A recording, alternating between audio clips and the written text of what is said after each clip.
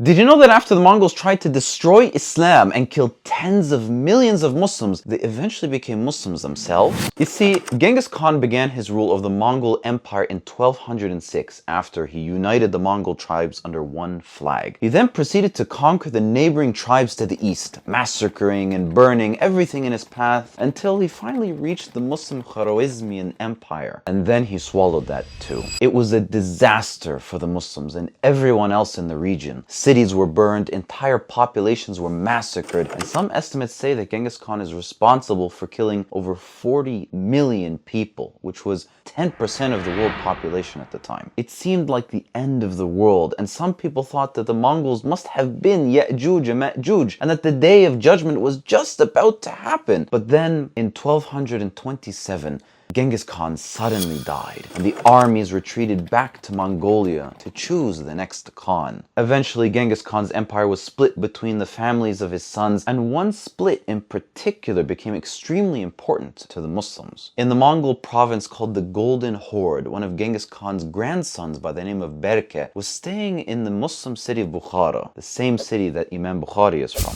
In 1252, he met a Muslim caravan and began questioning them about their faith. Berke was so impressed with what he heard, he decided to become a Muslim and even convinced his brother Tukh Timur to become Muslim as well. 5 years later, Berke became the new leader of the Golden Horde, and many of the elites became Muslim with him. Then in 1313, another Mongol leader by the name of Özbek Khan, who had also converted to Islam because of another merchant from Bukhara, changed the state religion to Islam and brought the entire Golden Horde to Islam. Eventually, these Mongol Muslims would go on to build empires in India, such as the Mongols and the Tughlaqs, and because of them, hundreds of millions of Pakistani and Bengali and Indian Muslims are with us today. And it was all because of those merchants from Bukhara who gave da'wah to the same Mongols who had just destroyed them not long before. Like and follow for more Muslim facts.